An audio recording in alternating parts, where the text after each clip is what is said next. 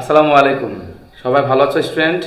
আজকে পরিসংখ্যানের দ্বিতীয় ক্লাস নিয়ে আবার চলে আসছি। তোমাদের বলছিলাম যে শোনারা যে পরিসংখ্যানের তোমার কি বলতো গ্রাফটা ভালো করে শেখাবো তোমাদের। গ্রাফের যে আয়তলেখ বলো, বহুভুজ রেখা বলো, অজিব রেখা বলো, এগুলো সব সুন্দর সহকারে কিভাবে সহজভাবে করা যায় সেটা তোমাদের সামনে আমি তুলে ধরবো। তা তোমরা খুব সহজে টাচ করে সবাই কি বলতো সুন্দরভাবে কি করতে পারো বলো তো, সমাধান করতে পারো এবং সুন্দরভাবে মার্কটা সিনিয়ে নিতে পারো। বুঝতে পারছো? যাতে তোমার এখান থেকে কোনো মার্ক এক মার্ক তুমি কম না পাও। তো কথা বেশি না বাড়াই, দেখো সুন্দর করে তাকাও, সোজাসুজি বোর্ডে তাকাও। দেখো আমি এখানে লিখছি পরিসংখ্যানের গ্রাফ। আমি এখানে ছোট্ট একটা আনুমানিক অঙ্ক তোমাদের জন্য তৈরি করছি সুন্দরভাবে। দেখো এখানে তো 10 করে শ্রেণীব্যক্তি, ঠিক আছে? গত ক্লাসের মতোই 10 করে শ্রেণীব্যক্তি আছে এখানে, 41 থেকে 50, 51 থেকে 60। এবং দেখো তিনটা গ্রাফেরই প্রশ্ন, আমি একটা প্রশ্ন থেকে তিনটা গ্রাফ তোমাদের করে শেখাবো। একটা প্রশ্ন থেকে ভালো করে বুঝবা। দেখো আয়তক অঙ্কন করা, বহুভুজ অঙ্কন করা, অজিব রেখা অঙ্কন করা, ঠিক আছে? তো আমরা ফার্স্টে কি করবো বলতো? আয়তক অঙ্কন করবো। কি বলতো? এই যে আয়তলেখ। আয়তলেখ করতে হলে কি করতে হবে তোমাদের আমি প্রথম দিন মনে আছে লিখেছিলাম যে আয়তলেখ করতে হলে তোমাকে কি করতে হবে বলতো? অবিচ্ছিন্ন শ্রেণীবৃত্তটা করতে হবে। কি করতে হবে? অবিচ্ছিন্ন শ্রেণীবৃত্ত তোমাকে এই যে শ্রেণীবৃত্ত দেওয়া আছে এর থেকে অবিচ্ছিন্ন শ্রেণীবৃত্ত কি করতে হবে? বের করতে হবে। আর একটা বিষয় লক্ষ্য করবা, আমি তখন হয়তো সেটা বলি নাই, এখন বলছি সব গুরুত্বপূর্ণ কথা। এক ক্ষেত্রে অবিচ্ছিন্ন শ্রেণীতে বের করা লাগে না, শুধুমাত্র শ্রেণীবৃত্তি দিয়েই করা যায়। যদি তোমার এই শ্রেণীবৃত্তি একটার সাথে অপরের সাথে মিল থাকে, যেমন দেখো এখানে 41 থেকে 50 দেখছো, আর এখান থেকে 60, এই 50 সাথে এখানে কোনো মিল আছে? মিল নাই। এই 60 সাথে সাথে কোনো মিল আছে? মিল নাই। যদি মিল থাকে তাহলে এই অবিচ্ছিন্ন শ্রেণীবৃত্তি করা লাগে না। ক্লিয়ার? আমি কি বললাম ভাই? আরেকবার রিপিট করবে, একদম মনোযোগ দাও, ঠিক আছে? সুন্দরভাবে যদি দেখো শ্রেণীবৃত্তি একটার সাথে একটা মিল আছে তাহলে এই অবিচ্ছিন্ন করা লাগবে না, শুধুমাত্র এই শ্রেণীবৃত্তের যে গণসংখ্যা দিয়েছে ওটার মাধ্যমে তুমি গ্রাফ পেপারে আয়তলেখ অঙ্কন করলেই তুমি নাম্বার পাবা, কোনো সমস্যা নাই। কিন্তু ওইগুলো দেয় না, খুব একটা, খুবই কম, খুবই রেয়ার। ওই দেখা গেল 20টার মধ্যে একটা বা 50টার মধ্যে একটা। যাক, অত কথা বলছি না, তুমি তাহলে বুঝতে পারছো বিষয়টা। আমি তোমাকে দুইটাই জানাই নিলাম, ঠিক আছে? তো যখন দেখবে এরকম শ্রেণীবৃত্তি এলোমেলো অর্থাৎ মিল নাই কারোর সাথে কারো, ঠিক আছে, পাশাপাশি মিল নাই, তাহলে সেই ক্ষেত্রে আমাকে অবিচ্ছিন্ন শ্রেণীবৃত্তি করে নিতে হবে। তার মানে কি, খেয়াল করে দেখো যে শ্রেণীবৃত্তি এখানে দেওয়া আছে 41 থেকে শুরু করে 50, এগুলো যা দেওয়া শ্রেণীবৃত্তি এগুলো আমি দেখে দেখে তুললাম, এবং যে গণসংখ্যা দেওয়া আমি গণসংখ্যা দেখে দেখে তুলছি। যে কটা ঘর আছে সেই কটা ঘরে আমি কি করবো বলতো? কলাম ও র দিয়ে সুন্দরভাবে ঘর করবো। এবং দেখো ভালো করে দেখো, যারা আসলে আমার এই ক্লাস যারা হলো 9 উঠছে, 9 উঠছে বা বিগিনার, ঠিক আছে, নতুন এই পর্যন্ত পরিশ্রম করি নাই, তাদের জন্য আর বেশি হেল্পফুল হবে এই ক্লাসটা, তাদের জন্য আর বেশি হেল্পফুল। কারণ এত ভেঙে ভেঙে কোনো ক্লাস টিচারই বোঝাবে না, ঠিক আছে? সুন্দর করে দেখো। দেখো এখানে শ্রেণীবৃত্তি অবিচ্ছিন্ন কিভাবে করে আমি তোমাকে একটা বোঝাবো, বাকিগুলো তুমি এমনি পারবা। এই যে এখানে 41 থেকে 50, এই প্রথম যে সংখ্যাটা 41, এই 41 থেকে তুমি 0.5 কমাবা, অর্থাৎ 0.5 মাইনাস করবা। তাহলে 41 থেকে 0.5 মাইনাস করলে কত হয়? 40.5। আর পয়েন্টের সাথে 0.5 যোগ করতে হয়, তাহলে 50 সাথে 0.5 যোগ করলে 50.5। আমি কি বললাম বুঝতে পারছো? আরেকবার রিপিট করছি, ভালো করে দেখো যে প্রথমটা থেকে অর্থাৎ শ্রেণীবৃত্তির প্রথমটা থেকে 0.5 মাইনাস করবা, তাহলে হবে বিয়োগ করলে কি কমে যায় না? তাহলে 41 থেকে বিয়োগ করলে কত হয়? 40.5। আর পরের সাথে 0.5 কি করবা? যোগ করবা, তাহলে দেখবা পরের সাথে বেড়ে যাবে। তারপর এটা যদি করো, দেখো এখানে যদি করো এটা আমার সাথে কত হবে? 50.5। পরে দেখো 60 সাথে 0.5 যোগ করলে 60.5 হবে। 61 সাথে যদি তুমি হলো 0.5 বিয়োগ করতে থাকো 60.5, পরেরটার সাথে কি বলতো যোগ করলে কি হবে বলতো? 70.5। তার মানে কি এভাবে ধারাবাহিকভাবে যে কটা ঘরে থাকো না, প্রথমের সাথে 0.5 কমাবা, পরের সাথে 0.5 যোগ করবা। আশা করি বুঝতে পারছো।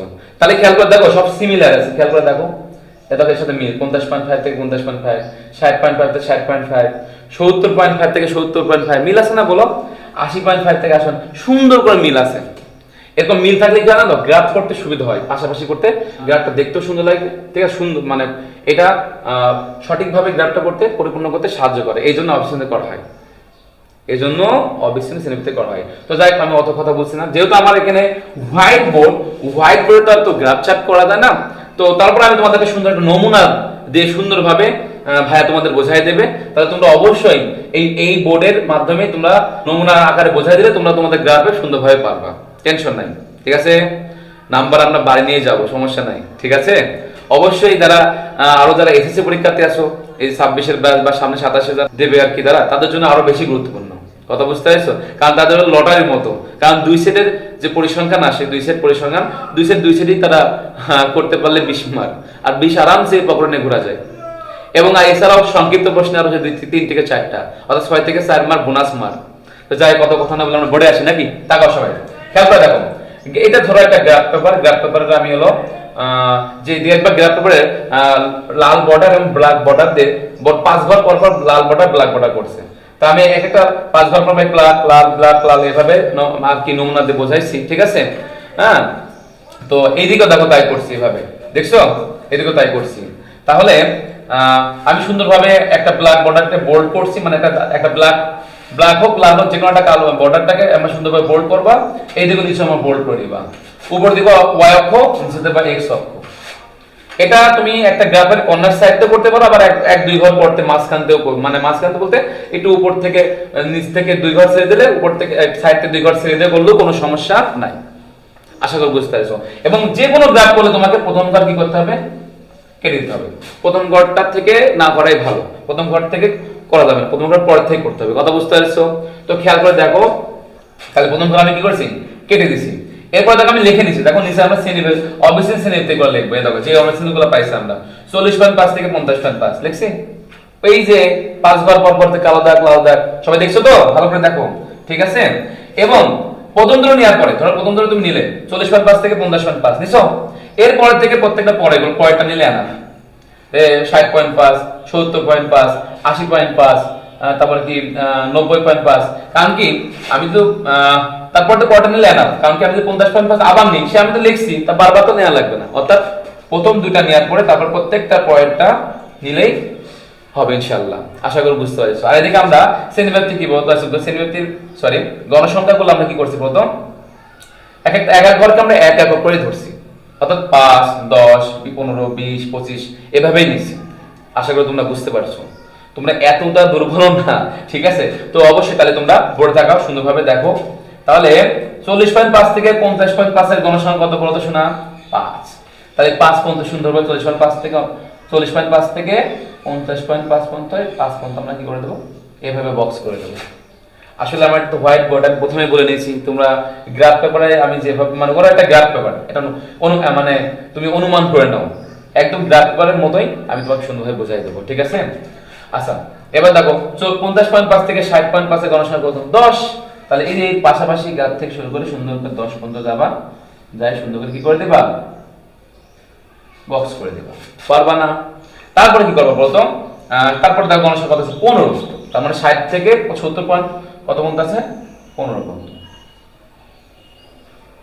15 পর্যন্ত দিছি। তারপর আছে কত? দেখো তো 12।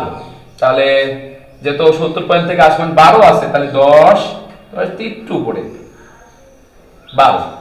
কত ইজি দেখছো? তারপর আছে কত? 8, অর্থাৎ 8। খেয়াল করে দেখো, তাহলে 8 10 এর একটু নিচে, দেখছো? 8 তো ইজি।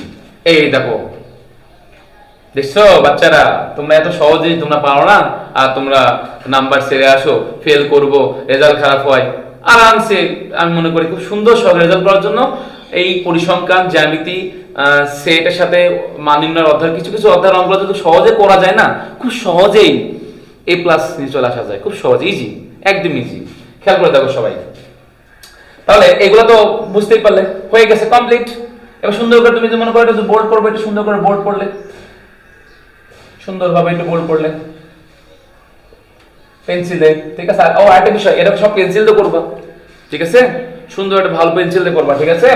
তো এগুলো সুন্দরভাবে পেন্সিল দিয়ে এভাবে বোল্ড করলে, এবং ছোট্ট 3 থেকে 4 লাইন বিবরণ লেখা লাগে, ওটা তোমরা গাইড থেকে দেখে নিবা, ঠিক আছে? তুমি যেমন ধরবা সেমন ধরনের বিবরণটা লিখবা। যেমন আমরা এক এক ঘরকে এক এক ধরছি, সেরকম তুমি সেই কথা উল্লেখ করে দিয়ে সুন্দর করে গাইড ফলো করলে, যে কোনো গাইড একটু ফলো করে 3 থেকে 4 লাইন ওটা সুন্দরভাবে এই গ্রাফে নিচেও লিখতে পারো, উপরেও লিখে সুন্দরভাবে বক্স করার পরে ওই লেখাটা লেখার পরে তারপর সুন্দরভাবে গ্রাফটা পিন মারো বা আঠাতে লাগাও, যেটা লাগাই দাও, সুন্দরভাবে করলেই তুমি এখানে 4 মার্ক পাবা, একদম ইজি। আশা করি তোমরা বুঝতে পারছো। এরপরে দেখো আমরা ক্লাস নেব বহুভুজ। বহুভুজ, হ্যাঁ, যার অনেক বহুভুজ তাকে বলে বহুভুজ, নাকি? যাই করবে ওই বিষয় না। তো বহুভুজ লেখাটা আমরা সুন্দরভাবে এখন করবো, ঠিক আছে? শোনা, একটু বোর্ডে তাকাও সবাই। তোমাদের আমি কি বললাম, আয়তলে অঙ্কন করার পরে তোমাদের কি করতে হবে, কি শেখাবো, কি বলতো, বহুভুজ, তাই না? বহুভুজ শেখাবো। তো বহুভুজ শেখাতে গেলে তোমাদের আমি প্রথম দিন নিয়মে কি বলেছিলাম মনে আছে তোমাদের? বহুভুজ শেখাতে গেলে তোমাদের কি করতে হবে বলতো, শ্রেণীর মধ্যমে নির্ণয় করতে হবে। শ্রেণীর মধ্যমে নির্ণয় করে নিয়েই তারপর তোমাকে গ্রাফ করতে হবে বহুভুজে, বুঝতে পারছো? তো মধ্যবিন্দু কিভাবে করো তোমরা গত গড় করতে গেলে শিখেছো, গড় এখন মধ্যবিন্দু ছিল, মনে আছে তোমাদের? খেয়াল করে দেখো, মধ্যবিন্দু তাহলে তো গড় তো যারা শিখেছো, যারা আমার আগের ভিডিওটা দেখছো, গড় করে আসছো, তাদের কাছে মধ্যবিন্দু বের করা তো খুব একটা কঠিন হবে না, একদম ইজি। তারপর আমি একবার দেখাই দিচ্ছি। এই শ্রেণী ব্যক্তির 41 থেকে 50 পর্যন্ত যোগ করে দিতে ভাগ দিবা। 41 50 যোগ করে কত দিবা, 2 দিয়ে ভাগ দিবা। তার মানে 41 50 যোগ করে 2 দিয়ে ভাগ করলে 45.5। 51 60 যোগ করে দিতে ভাগ করলে ভাই 55.5। 61 আর 60 যোগ করে দিতে ভাগ করলে ভাই 65.5। 71 80 যোগ করলে 2 দিয়ে ভাগ করবা 70.5। 81 90 যোগ করলে 85.5। তাহলে এভাবে তুমি আরামসে কি করতে পারবা, মধ্যবিন্দু বের করতে পারবা। আশা করি বুঝতে পারছো। তাহলে এই হলো বিষয়। তাহলে মধ্যবিন্দু করা হয়ে গেছে, কারণ এখানে মধ্যবিন্দু অনেক গুরুত্বপূর্ণ। কারণ আমি এখানে মধ্যবিন্দু দিয়ে আমি কি করতো, এই তোমার হলো বহুভুজটা সুন্দরভাবে করাবো, বুঝতে পারছো? এখানে তুমি হয়তো গাইড ফলো করতে পারো, বা অন্য জায়গায় দেখতে পারো, অন্য কোনো টেস্ট পেপারে দেখতে পারো। অনেক বা অন্য স্যারও অন্য রকম ভাবে করাতে পারে। অনেক স্যার এই মধ্যবিন্দুতে করায়, আর অনেকে আবার ওই শ্রেণীব্যক্তিতেও ধরেও করায়। তো আমার মনে হয় মধ্যবিন্দুতে করালে সবচেয়ে বেস্ট হয়। কথা বুঝতে পারছো? তো মধ্যবিন্দুতে করতে হলে কি কি করতে হবে, একটু একটা বুদ্ধি খাটাতে হবে। দেখবো আমরা যে মধ্যবিন্দু কত করে বাড়ছে, মধ্যবিন্দু বা মধ্যমান যেটাই বলো না, একই বিষয়। এই 45.5 55 65.5 দেখো তো কত করে বাড়ছে, ধরতে পারছো তোমরা? 10 করে বাড়ছে। খেয়াল করে দেখো, 45.5 থেকে 55 এর পার্থক্যটা 10, আর 55 থেকে 65 10, মানে সব 10 করে বাড়ছে। তাহলে বলো তো শোনারা, 45.5 এর 10 কমালে কত হবে? অবশ্যই কত হবে? এই যে আমার আঙ্গুল তাকাও সবাই, এখানে তাকাও, 35.5। তাহলে তাহলে অর্থাৎ তুমি কি শিখালাম আমি, তুমি সুন্দরভাবে বহুভুজ করতে হলে এই বক্সটা পড়ে নিবা। তারপরে গ্রাফটা কি বলতো, গ্রাফের এই যে x অক্ষ y অক্ষর কথা আমি বারবার আর বলছি না, কতটাই মানে একটু আগে যে তোমার যেটা দেখালাম, যেটা আর কি মানে আয়তল যেটা পড়ালাম, আয়তলকে কি করছি বললাম না, যে x অক্ষ আর y অক্ষটা কি করবা, বোল্ড করে নিবা পেন্সিল দিয়ে সুন্দর করে, কালো দাগ আর লাল দাগ যে কোনো দাগ দিয়ে সুন্দরভাবে কালো দাগ করে এইভাবে করবা। সেজন্য আমি ওটা নিয়ে আর আলোচনা করছি না, তারপরেও বলছি, খেয়াল করে দেখো। তাহলে কি করবা, এই 35.5 কোথাতে পেলাম, এই যে 10 করে বাড়ছে তার থেকে প্রথমটা থেকে 10 কমাবা। তাহলে 45.5 থেকে 10 কমালে কত হবে, 35.5। এই 35 প্রথমে লিখবা, তারপরে এখানে যা আছে দেখে সব 5 বার পর পরে সুন্দর করে কালো দাগ লাল দাগ সুন্দর করে ওখানে কি করবা, লিখেবা। এই দেখো 45.5 55, তারপর 65.5 65, তারপর 70.5 85.5। আশা করি বুঝতে পারছো, ঠিক আছে?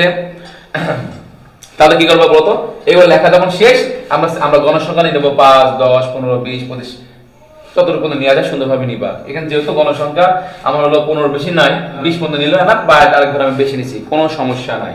তাহলে কেন যে আমি ভাইয়া তোমাদের এই 10 ঘর কম নিল, মানে 10 ঘর করে বাড়ছে, সে 10 ঘর কম নিয়ে করলো, তা আমি সুন্দরভাবে বোঝানোর সময় মানে করার সময় বুঝাই দেবো, ঠিক আছে? খেয়াল করে দেখো, তাহলে 45.5 এর গণসংখ্যা কত বলো তো, 5। 45 গণসংখ্যা কত, 5। তাহলে এটা কোন বিন্দু, মানে বহুভুজ রেখা, আমি এখানে রেখা লিখি নাই, বহুভুজ লিখেছি।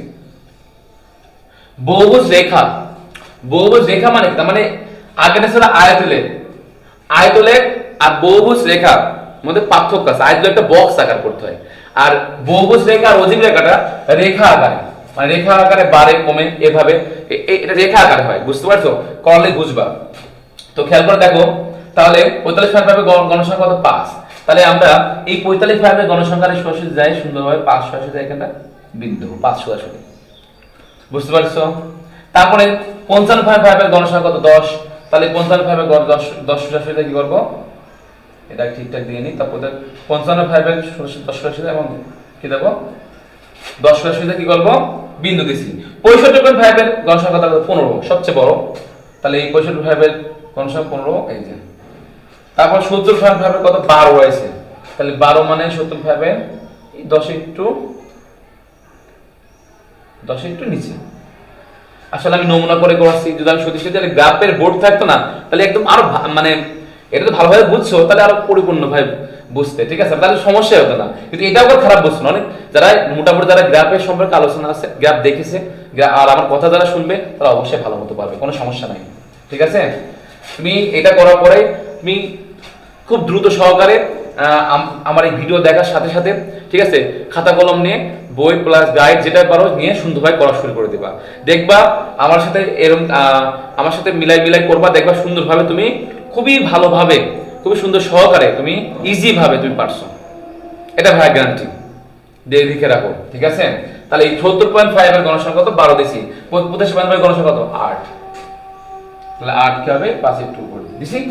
এই দেখো তাহলে আমরা যেটা যে রেখা, তাহলে এই রেখা করতে কি করবে, এই যে এই বিন্দুতে ৩৫.৫ বিন্দু থেকে এইভাবে রেখা উঠবে। দেখো ভালোভাবে ফলো করো, বোর্ডে ফলো করো, সুন্দরভাবে রেখা যোগ করবা, এই রেখা বিন্দু থেকে রেখা যোগ করবা, এই রেখা বিন্দু যোগ করবা, তারপরে যোগ করলে, তারপরে এখান থেকে এই রেখা যোগ করলে, এখান থেকে রেখা যোগ করলে, একটু বাড়তি দাগ দিলে কোনো সমস্যা নাই।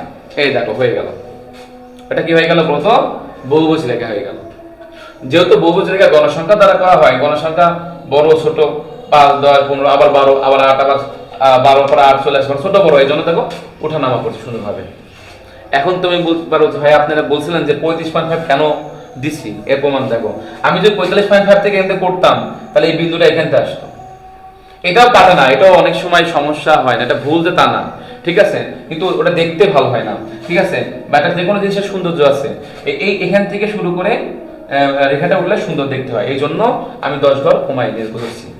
আর এটাই এখন বর্তমান সবাই ফলো করে, আশা করি বুঝতে পারছো। তাহলে বহুভুজ রেখা তোমাদের কাছে আমি মনে হয় খুবই সহজ ভাবে তোমাদের সামনে আমি উপস্থান করছি, আমার মন বলছে, এবং তোমরা খুব সুন্দরভাবে বুঝতে পারছো, ঠিক আছে। এরপর আমরা শিখবো অজীব রেখা। সুন্দর করে তাকাও বোর্ডে, সুন্দরভাবে বুঝতে পারবা, ঠিক আছে। ভিডিও না দেখে চলে যাও, তাহলে অবশ্যই তুমি অজীব রেখাটা মিস করবা, এটা তোমার ইচ্ছা। তুমি এখন নিজের ভালো সবাই বোঝে, ঠিক আছে, যে আমি এত সুন্দর করে তোমাকে সহজভাবে তোমার সামনে তুলে ধরছি, তাহলে অবশ্যই তোমাকে একটু ধৈর্য ধরে কি করতে হবে, ভিডিওটা দেখতে হবে। ওকে, তাহলে আমরা লেটস গো, চলো আমরা অজীব রেখাটা করি। ওকে, তো স্টুডেন্ট আমরা তো একটু আগে কি বলতো বহুভুজ রেখা শিখলাম, এবার আমরা শিখবো অজীব রেখা। অজীব রেখা শিখলে আমাদের গ্রাফ পেপারের চ্যাপ্টার ক্লোজ। আর তারা না যে ভাই কত শিখাচ্ছে ভাই বললো অল্প শিখালে নাম্বার 10-এ 10 পাবো, 20-এ 20 পাবো। আরে ভাই একটু তো পরিশ্রম করা লাগবে নাকি? তোমাকে একটাই একদম দুধ ভাত দেবে নাকি? তোমাকে একটু শিখতে হবে না, হালকা একটু না শিখলে তুমি না। তাহলে আমি মনে করি অঙ্কের জগতে এটা দুধ ভাতই। একটু সুন্দরভাবে একটু মনোযোগ সহকারে একটু শিখতে পারলে, আর একটু ক্যালকুলেশন করতে পারলে, একটু ক্যালকুলেট ইউজ করতে পারলে কোনো ব্যাপারই না তার কাছে। তাকাও বোর্ডে তাকাও, দেখো খেয়াল করে দেখো, কথা হলো কি বলতো অজীব রেখা। অজীব রেখা করতে আমি তোমাদের কি বলতো শোনা, আমি তোমাদের নিয়মে লিখেছিলাম কি বলতো, অজীব রেখা করতে হলে ক্রমযোজিত গণসংখ্যা নির্ণয় করতে হবে। কি নির্ণয় করতে হবে? ক্রমযোজিত গণসংখ্যা, মানে যে গণসংখ্যা দেওয়া থাকবে তার থেকে ক্রমযোজিত গণসংখ্যা বের করতে হবে।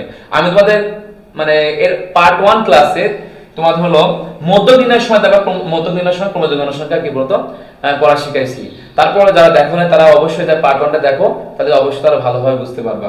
তারপরও আমি দেখাই দিই তোমাদের। তাহলে শ্রেণীতে গণসংখ্যা দেওয়া আছে, দেখে দেখে তুলবা, অত কথা বলবো না, শর্টকাট ভাবে বলবো, দ্রুত বুঝে নিবা, ঠিক আছে। আচ্ছা, ক্রমযোজিত গণসংখ্যা দেখো কিভাবে করে, প্রথমটা 10 তাই, তারপরে এই প্রথমের সাথে এই 10 যোগ করলে কত হয়, 10 আর 5 যোগ কত হয় 15, 15 আর 15 যোগ করলে কত হয় 30, 30 আর 12 যোগ কত হয় 42, 42 আর 8 যোগ কত হয় 50, 50। তাহলে তোমরা বুঝতে পারছো ক্রমযোজিত গণসংখ্যা কত ইজি, একদম ইজি। তাহলে যদি ক্রমযোজিত গণসংখ্যা বোঝো তাহলে তুমি এই গ্রাফের নমুনা এখানে তাকাও, তাহলে বুঝতে পারবা, ঠিক আছে। তো খেয়াল করে দেখো, এই গ্রাফের নমুনা করতে গেলে এই যে শ্রেণীতে আছে এই শ্রেণীতেই নেব, কিন্তু নিয়ার একটা টেকনিক আছে। খেয়াল করে দেখো 41 থেকে 50 মধ্যে নিবা। আচ্ছা, আমি তো আবার বারবার একটা জিনিস তোমাদের বোঝাচ্ছি না যে প্রথম তল কাটতে হবে, x অক্ষ y অক্ষ, এটা বলে আমি বোঝাচ্ছি না, এটা তোমরা বুঝে নাও। তোমরা এত দুর্বল হলেও তো তোমরা নাম্বার পাবা না, ঠিক আছে।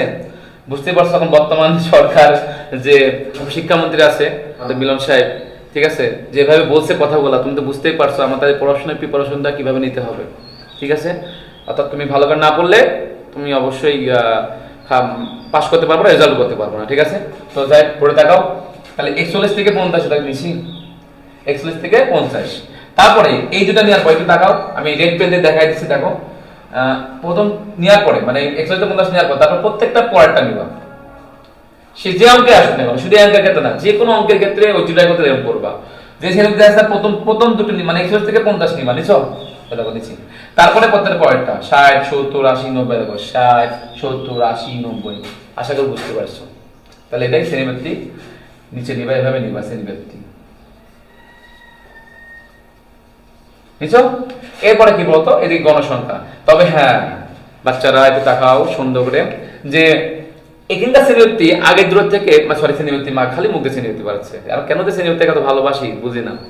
গণসংখ্যা অর্থাৎ তোমার হলো গণসংখ্যাটা আগের দূরত্ব থেকে একটু ভিন্ন ভাবে নিবা, মানে ভিন্ন বলতে কি আমরা আগের দূরে কি করছিলাম বলতো এক এক ঘরকে এক এক করে ধরে 5 10 20 এভাবে দিচ্ছিলাম, কিন্তু এটা ক্ষেত্রে একটু ভিন্ন। এটা ক্ষেত্রে কি বলতো আমরা এক এক ঘরকে 2 করে ধরবে, কত করে 2, অর্থাৎ এক এক ঘর বলতে অনেকে বলতে ভাই কই 2 করে, ভাই এখানে এক একটা নমুনা ঘরে তোমরা যাও না 5টা করে দাগ থাকে 1 2 3 4 5 ওটা বাদ দিয়েছি দেখেন, তার মানে এক একটা ছোট ছোট ঘরকে কত করে ধরতে বলেছে 5 করে, সরি মানে এক একটা ছোট ছোট ঘরে 5টা করে ছোট ছোট ঘর থাকে এভাবে দাগ থাকে না।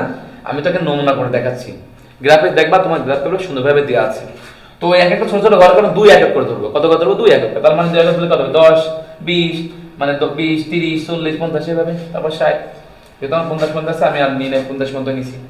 তাহলে খেয়াল করে দেখো 41 থেকে 50 এটা কোন রেখা, এটা কোন বক্স হবে না, অধিক রেখার মতোই কি বলো বিন্দু করে করে করে রেখা করে যোগ করে করে যেতে হবে। তাহলে খেয়াল করে দেখো শ্রেণীবৃত্তি নিয়েছিলাম 41 থেকে 50 এর। এবার আমরা খেয়াল করে দেখো এই গণসংখ্যাগুলো আমরা ফলো করব না, আমরা এখন গণসংখ্যা ক্রমজ গণসংখ্যা ফলো করব।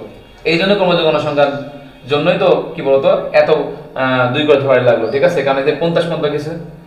তো এই জন্য খেয়াল করে দেখো 41 থেকে 50 এর মধ্যে অর্থাৎ 50 এর লাস্ট সংখ্যা তো 50 এর ক্রমজ গণসংখ্যা কত 5, তাহলে এই 50 থেকে শুরু করবো আমরা, কারণ আমরা 41 থেকে 50 লাস্ট সংখ্যা দিতে হবে। হ্যাঁ 41 থেকে 50 এর গণসংখ্যা 5, তাহলে 5 কোথায় হয়, এই যে অনেক সময় বিজোড় সংখ্যা অনেকের সমস্যা হয়।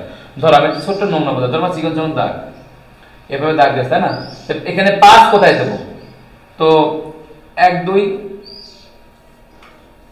খেয়াল করে দেখো 1 2 3 মানে 2 করে ধরি, তাহলে কত হয় দেখো 2 4 6 হওয়ার কথা, তাহলে 5 এই মাঝখানে দেবো, কোথায় দেবো মাঝখানে, বিজোড় সংখ্যা হলে মাঝখানে দেবো ছোট করে মনে থাকবে, অর্থাৎ তাহলে এখানে 5 এই মাঝখানে এখানে হবে, এই সুবিধা হবে, আশা করি বুঝতে পারছো 5 এই সুবিধা হবে। তারপর দেখো 60 এর ক্রমজ গণসংখ্যা কত আছে 15, তাহলে 60 এর ক্রমজ এটা বিজোড় সংখ্যা, তাহলে 10 এর যায় মাঝখানে অর্থাৎ 10 আর 20 এর মাঝখানে ওই সুন্দরভাবে যেভাবে বললাম বিজোড় সংখ্যা মাঝখানে গোল করবা। আচ্ছা তারপরে কি বলতো 70 কত আছে 30, তাহলে এর কোনো মাঝখানে করা লাগবে না, 30 আছে আমাদের 30 পয়সা করবা। আর 80 অর্থাৎ 71 থেকে 80 অর্থাৎ 80 ক্রমজ গণসংখ্যা কত দেখো দেখতে পাচ্ছ, আমি শুধু তো সরে পড়ে দেখ কত 42, তাহলে 80 42 40 এক ঘর করে 42 আর 2 করে ঘর। তাহলে দেখো আমি লাস্ট সংখ্যা কত এই যে 90 কত 50, তাহলে 50টা বিন্দু আমরা করে দিছি, তাহলে 50 যদি বিন্দু পর্যন্ত 50 পর্যন্ত বিন্দু করে দাও 90 সোজা হয়ে যায়, তাহলে কিন্তু কি হয়ে গেল বলতো অজীব রেখা বিন্দু দেওয়া শেষ। এবার শুধুমাত্র আমরা কি করব রেখা যোগ করব, এক্ষেত্রে এই কোণার থেকে এই জন্য এটা বাড়তে নিছি, এই কোণা থেকে এবার যোগ করবা পেন্সিল দিয়ে যোগ করবা দেখবা অজীব রেখা কি হয়ে গেল অজীব রেখা শেষ। শান্তি নাকি শেষ হলে শান্তি লাগে নাকি যে কোনো কিছু। তাহলে দেখো তোমার হলো আয়তলেখ বহুভুজ এবং অজীব রেখা কত সুন্দর করে তোমাদের আমি পার্ট পার্ট পার্ট করে শেখাই দিলাম, আশা করি তোমরা বুঝতে পারছো। আমি তোমাদের ম্যাথের যে ভিত্তি অর্থাৎ সহজ থেকে শুরু করছি যাতে তোমার পায়ের মাটিটা শক্ত হয়। এরপরে যে যে টপিকগুলো আছে আরো সুন্দরভাবে যে সহজ টপিক সেগুলো আমি কি বলতো পার্ট টু পার্ট এই চ্যানেলে তোমরা পড়তো সবগুলো অঙ্কেরই সমাধান পাবা, ঠিক আছে। তো ভাইয়ের সাথে কানেক্ট থাকো, ঠিক আছে। ভাইয়ের কথা ভাইকে ভুলে যেও না, এই যে অনেকে বলে আমাদের তামিম বিকাল সাহেব বলে না আমাকে ভুলে যেও না, সেম বললাম আমাকে ভুলে যেও না, ঠিক আছে। সুন্দরভাবে হ্যাঁ ভাইয়ের সাথে কানেক্ট থাকো, তাহলে এর পরবর্তী থেকে ঠিক আছে তোমার হলো জ্যামিতি ক্লাস হোক সহজ পার্ট, তারপরে সেট হোক বা প্রত্যেকটা মানে ম্যাথের প্রত্যেকটা আমরা সহজ থেকে শুরু করি, যাতে একটা দুর্বল স্টুডেন্ট থেকে শুরু করে ভালো স্টুডেন্ট প্রত্যেকটা স্টুডেন্টের জন্য কি হয় বলতো ভালো হয়, ভালো একটা ফিডব্যাক হয়, ঠিক আছে, যাতে ভালো একটা রেজাল্ট করতে পারে ম্যাথে। সেই জন্য তোমাদের ভাইয়া ঠিক আছে সবসময় তোমাদের পাশে থাকবে, ঠিক। আল্লাহ হাফেজ।